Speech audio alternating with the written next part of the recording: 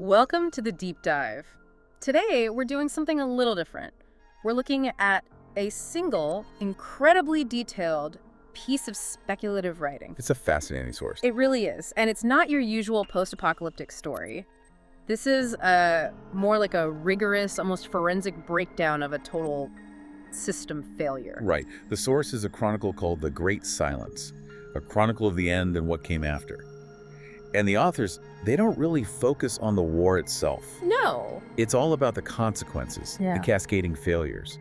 They treat the end of the world less like a sudden explosion and more like a chronic illness that unfolds over years and even decades. A chronic illness is a great way to put it. It's a multi-stage collapse. We're talking about the collapse of infrastructure, ecosystems, society. And even human psychology. The source is broken down into 6 chapters, and it just walks you through it step by painful step. Okay, so let's unpack this, because this isn't just a story. It feels more like a detailed accounting of consequences.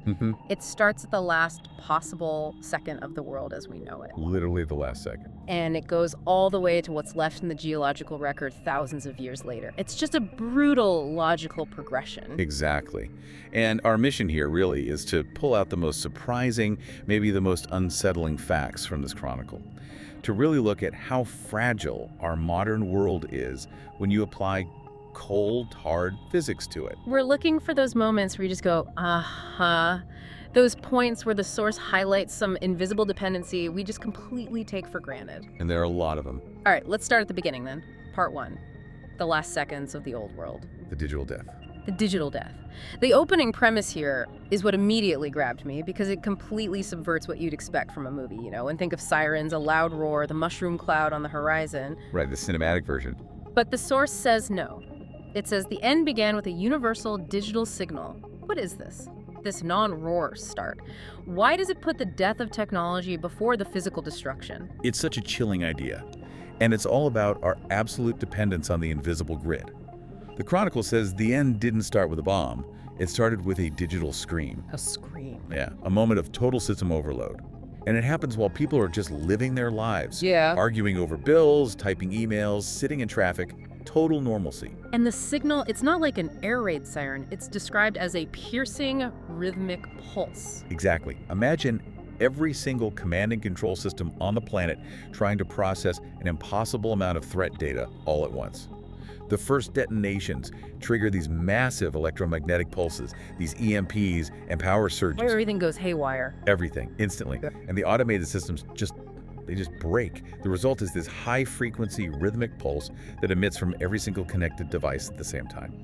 Your phone, your car's GPS, every radio station, the emergency broadcast system. So it's the sound of the machine having a seizure. That's a perfect analogy. It's the entire global network realizing in less than a second that it has milliseconds left before the physical power stations and communication hubs are literally vaporized. The grid is screaming that the world is about to end. And that scream comes before the first shockwave ever hits. That's the key. Yeah. And that pulse, that digital death knell, is what triggers the human reaction, the communication breakdown. Right, because if everyone, everywhere, hears their phone make this sound, what do they do in those last few seconds? It's just a heartbreakingly human response, a whole spectrum of disbelief and panic. The Chronicle talks about people who just freeze, who just stare at the sky, unable to process it. Most people. Most people have one single primal urge to connect, to call someone they love, to hear another human voice, maybe just to confirm that this is real. And they all try to do it at the exact same moment. Yes. And the networks, the cell towers, the fiber optic cables, they just choke instantly. Oh. The source uses this incredible phrase. The infrastructure collapses under the weight of a billion simultaneous goodbyes. The system wasn't killed by the bombs, not yet. It was killed by the sheer emotional weight of everyone trying to use it at once. The last word was just silence. And here's where it gets really interesting, because right after that digital silence, the physical part begins. And the first thing people see is this phenomenon called the blue flash. The blue flash is the true start of the physical destruction. This is the moment of detonation. And the description is, it's just pure physics, a light so intense it transcends vision. What does that even mean, transcends vision? It means the light is generated by temperatures hotter than the surface of the sun, all released in a single instant. The source says that for anyone who sees it, even from miles and miles away, it's so bright it actually sears images onto their retina. So it causes instant blindness. Instant and permanent flash blindness. Even if you're too far away to be hit by the blast, the light gets you. It destroys your ability to see, to navigate the chaos that's about to unfold. And of course, light travels fastest, so it arrives first. And then comes the chaos, the sequence of destruction. It's just this primal rush to hide from a sun that has, suddenly appeared on Earth. It's all about the sequence, Ah. the physics of it. People run for cover, subways, basements, under bridges. A pure animal instinct to hide, but it's too late. The thermal pulse is already there. The heat arrives before the blast wave. Way before. The thermal radiation, the silent wave of intense heat, moves at nearly the speed of light. It's the thing that turns glass into liquid from a mile away. It vaporizes water. It turns wood to ash before the sound of the explosion even reaches you. A process of instantaneous incineration. Yes, a wave of heat that outruns sound. Yeah. And then, lagging behind it, comes the real physical force, the shockwave. And we need to talk about the power of this thing. It's almost impossible to comprehend. It's a literal wall of compressed air moving faster than sound. This is what does the structural damage. The Chronicle has this image of it reducing concrete, skyscrapers, bridges, all of our great monuments into just a gray, indistinguishable powder. And it arrives seconds or even minutes after the flash and the heat. Which has its own psychological terror, right? You survive the light and the fire, and you think you might be okay, and then this invisible wall of force just erases everything. So if we step back from this first part, the big takeaway is that our world dies twice. First the digital world, then the physical. And that's what's so fascinating. The source really emphasizes the digital collapse coming first. It shows just how completely our civilization is woven into this invisible electronic grid. Our end is defined by the failure of our nervous system before our bones are even broken. A four-stage process. The pulse, the flash, the heat, and then the crushing sound. A hyper-compressed immediate end. Okay, so while the world above is being turned to powder, the Chronicle shifts its focus. We go underground. This is part 2, the view from the shadows, and it's all about the fate of the elites. And the immediate total collapse of money as a concept. Right. So first you have the shadow state, these deep rock government bunkers carved into mountains, the continuity of government plan. These places are marvels of engineering, sealed behind blast doors that weigh tons. They successfully protect the essential personnel from the physical violence. They survive the initial event. But their experience of it is completely detached, isn't it? It's not real to them. Not at all. For them, the end of the world is abstract. It's not fire and noise. It's just green, glowing lines on a monitor disappearing one by one as cities and command posts go offline. There's such a tragic irony there. They're described as kings of a kingdom they can no longer see. That's it. They're totally isolated from the reality of their own failure. They're presiding over a chain of command that's just dissolving into static. They saved their bodies, but they completely lost the world they were supposed to govern. And then you have the other group, the ultra-wealthy in their gilded cages, the private apocalypse insurance policies. The luxury silos. Built in old missile shafts or on remote private islands, stocked with gourmet food and fine wine for years. The ultimate retreat. They spent, fortunes engineering these perfect, self-contained bubbles. But the source is so brutal about what these places actually become. They become tombs. They realize they are buried alive. Exactly. The moment the blast doors seal or the moment they realize the outside air is permanently toxic, their sanctuary becomes a prison. A luxury prison, sure, but a prison they can never leave. They're cut off from the very world that gave them their wealth in the first place. And that leads directly to this idea of instantaneous devaluation. The moment the external world vanishes, so does their wealth. This is one of the most powerful points in the whole Chronicle. All digital wealth stocks, bonds, crypto, any asset that exists only as a number on a server, it just evaporates instantly. Because there's no internet to verify it. There's no internet, no banks, no government to back the currency, no legal system to enforce contracts. The entire abstract concept of global finance, this massive titan, just vanishes in a puff of smoke. All that's left is physical reality. Which means the power hierarchy inside those sealed bunkers, which was built entirely on that vanished wealth, just flips on its head. This is the power shift. It flips completely. Uh-oh. Because when the digital ledger is gone, the new currency becomes brutally tangible and immediate. So what's valuable now? 3 things, really. The air filtration system working properly, the amount of clean water left in the tanks, and most importantly, the loyalty of the people with the guns, the armed guards. Oh wait, wouldn't those guards stay loyal? They were hired, probably vetted. For a while, maybe. But their loyalty was a financial contract. It was based on a salary and the rule of law. Once the money and the law disappear, a guard standing at a door holding a rifle does a very quick, very simple cost-benefit analysis. And they realize the billionaire boss can't actually pay them anymore. The gold bars are too heavy, the stock certificates are just paper. Precisely. The boss has nothing of actual value to offer. The power shift happens the first time the boss gives an order, and the guard realizes that following that order means using up finite resources, food, water, energy, for no future gain. And at that moment, the guard with the rifle and the key to the food storage, he has the real power. He has all of it. The old hierarchy, built on abstract wealth, is just completely inverted by the physics of survival. The source suggests these internal revolutions are swift and violent. The former elites become prisoners or laborers or worse. The brutal reality of the bunker erases the financial fiction of the old world. Okay, let's move forward in time. We've seen the blasts, we've seen the bunkers. Now, in part 3, the chronicle turns to the global environmental toll. This starts just hours after the exchange. It starts with silence, the post-blast silence. It's described as this heavy, oppressive quiet that falls over the world, broken only by one sound. The fires. The crackling of continent-spanning unchecked fires. The scale of destruction is so total that there's no one left to fight them. No fire departments, no emergency services. The world just burns until there's nothing left to consume. And then the sky itself turns against the survivors. The fallout begins, what the source calls the black rain. What makes this so much worse than just, radioactive rain? It's a lethal cocktail. It is absolutely not the rain of life. The mushroom clouds have punched billions of tons of debris, soot, and radioactive material high into the atmosphere. When that condenses and falls, it's described as a thick, oily black sludge. And the composition of it is basically the story of the disaster. It is. It's condensed soot from incinerated cities, mixed with all the radioactive isotopes from the bombs and the irradiated ground. To be caught in this rain is to basically invite a slow cellular death. It gets into everything, contaminates any open water source, covers any potential food. It's a toxic shroud falling over the whole planet. Which leads right into the health crisis of that first week. This isn't just about external exposure anymore. No, it's internal. People are drinking contaminated water, breathing contaminated air. So even for those who were far from any blast zone, the symptoms of acute radiation syndrome, ARS, appear very quickly. What does that look like? It's a cruel progression.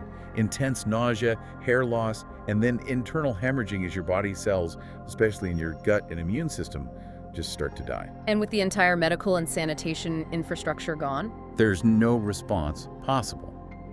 Hospitals that are still standing become morgues. There's no electricity, no clean water, no medicine, not even basic sanitation.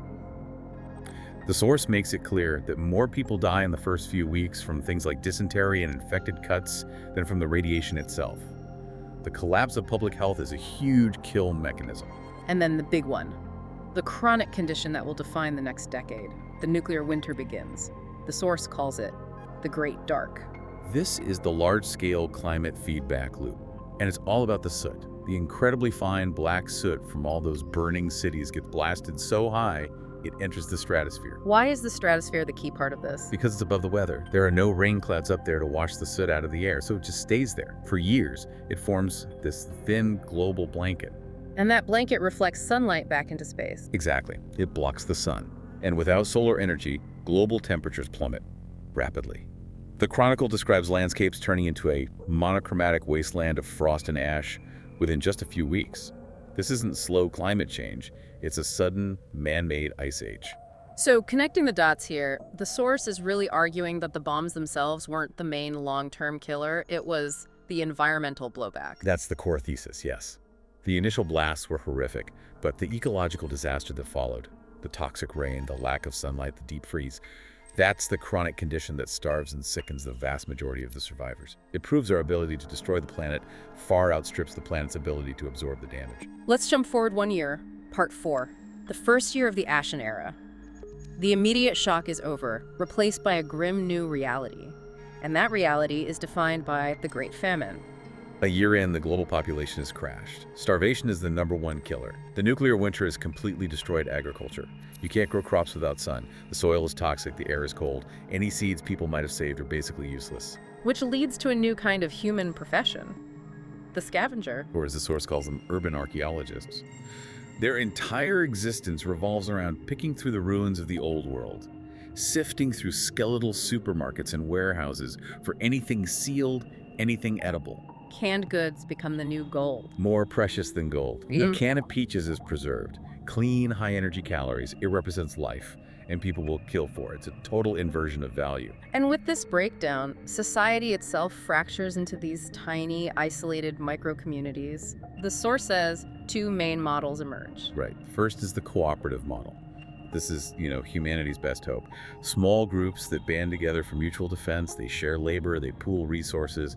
They're usually centered around something vital, like a clean well or a defensible position. But they're vulnerable. Extremely. Yeah. Which leads to the second model, the predatory one. The warlords. Basically, groups that are ruled by force. Whoever has the last working guns and the will to use them, they don't create anything. They survive by taking from the cooperative groups, by preying on lone scavengers. It's organized banditry, and their immediate power is absolute. This all boils down to a concept the Chronicle calls the rule of the calorie. It's such a brutal, simple way of looking at life. It is the ultimate reduction. It means every single decision is based on an energy equation. Is the energy I'll get from this can of beans worth the energy I'll spend to go get it? Every calorie in extends your life. Every calorie spent is a step closer to death. And it means there's no room for error. A small injury, like a deep cut, becomes a death sentence. Your body doesn't have the extra calories to fight off infection. A broken leg is fatal. Survival is measured on this razor-thin daily margin. And the psychological toll of living like that must be immense. The Chronicle talks about an amnesia of the future. That phrase is so powerful. It means that when you're living by the rule of the calorie, your brain just stops being able to plan long term. You stop thinking about next month or even next week. Your entire mental world shrinks to the next meal, the next water run. You lose the ability to hope, to project yourself into a future. You lose the very thing that defines civilization. And the environment itself is a constant crushing reminder of this. The sky is never blue. It's described as a permanent, bruised purple-gray. The stars are gone. Hidden behind the soot. The sun is just this pale, weak disk. Imagine the psychological weight of that day after day, never seeing a clear sky. But the real tragedy is for the children born into this, the generation of the Ashen era. It's heartbreaking. They have no memory of the old world. They've never seen a blue sky. They don't know what real radiant warmth from the sun feels like. Their entire baseline for reality is cold, dark, and scarce. For them, the purple-gray sky is just the sky. That's just what it is. And the survivors who remember the world before carry this incredible burden of loss that the new generation can't even comprehend. All right, let's move forward again. 10 years have passed. Part V. A decade in the dust. The atmosphere is finally, slowly, starting to clear.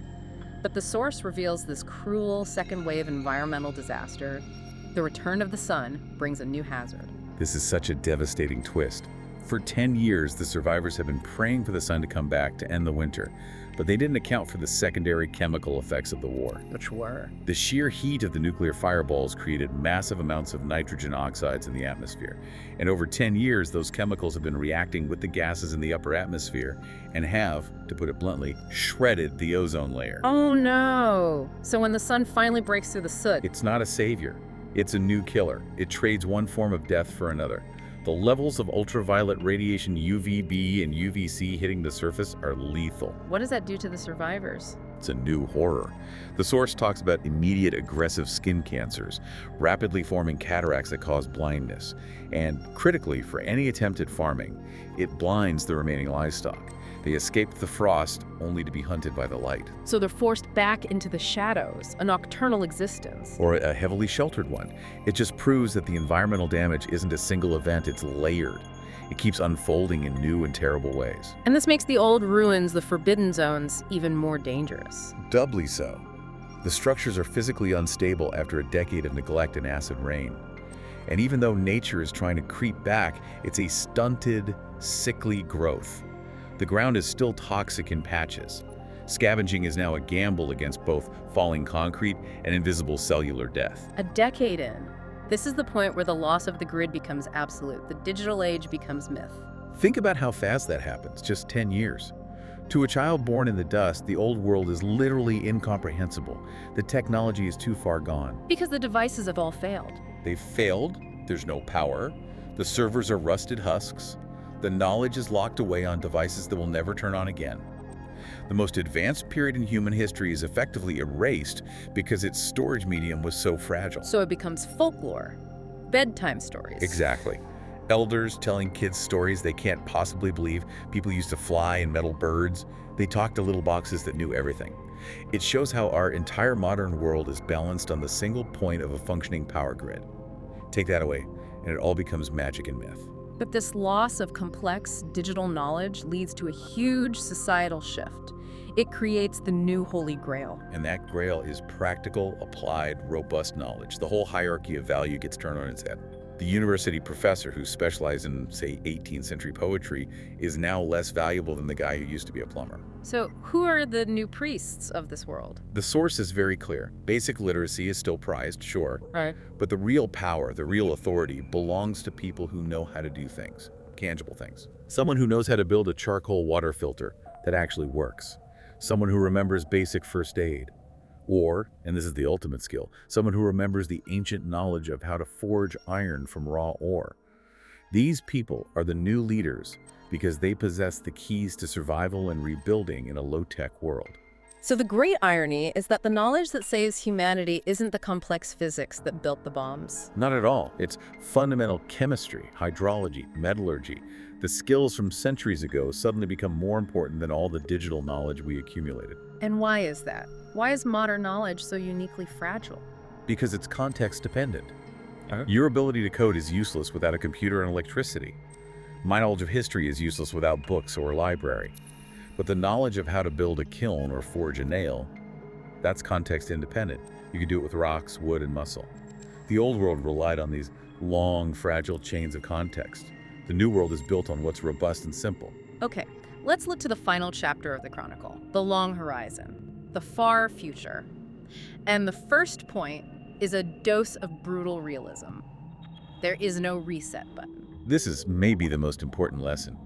The source completely debunks the idea that humanity could just, rebuild and be back to 1950s technology in a century or two. He says that is physically impossible. Because of the resource constraint, why can't they just start a new industrial revolution? Because the first industrial revolution had a massive head start. It was fueled by resources that were incredibly easy to get. Coal that was right near the surface, iron ore so rich you could practically scoop it up, oil that just gushed out of the ground. And all of that is gone. It's gone. Exhausted by the ancestors who built the civilization that then built the bombs. What's left is deep, it's low grade, it's hard to get to. And to get to it, you need advanced technology. Exactly. You need massive drills and explosives and refineries to process low-grade ore. But to build that equipment, you need an industrial base. It's a perfect catch-22.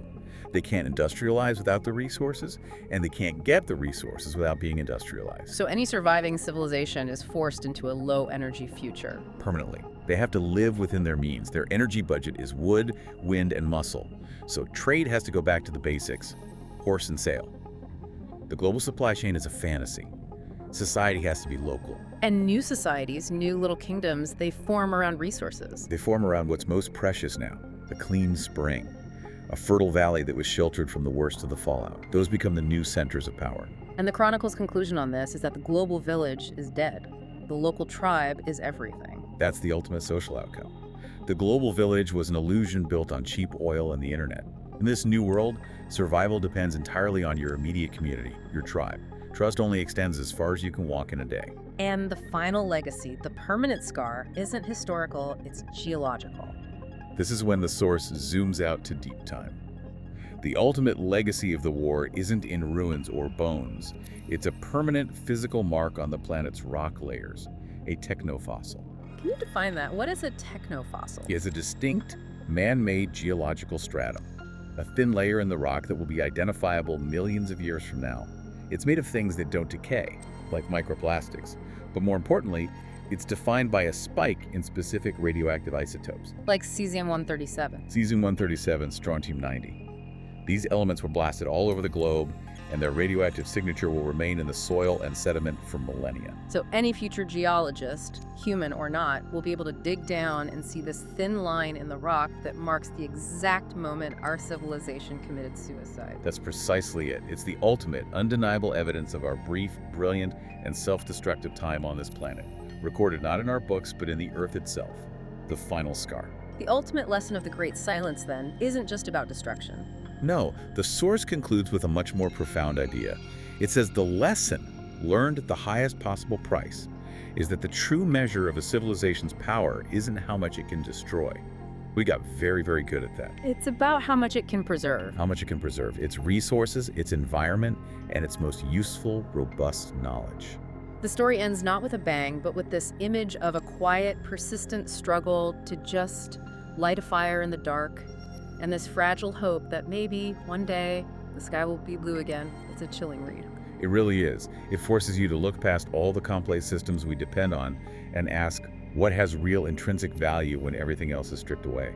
So I guess that brings us to the final thought for you, the listener. If this chronicle is right, if the ultimate survival skill isn't coding or finance, but knowing how to purify water or forge a piece of iron, how much of your own knowledge would still be valuable if that digital scream silenced your world tomorrow? Something to think about. It really is. Something to mull over the next time you look up and just appreciate the simple, overwhelming beauty of a clear blue sky.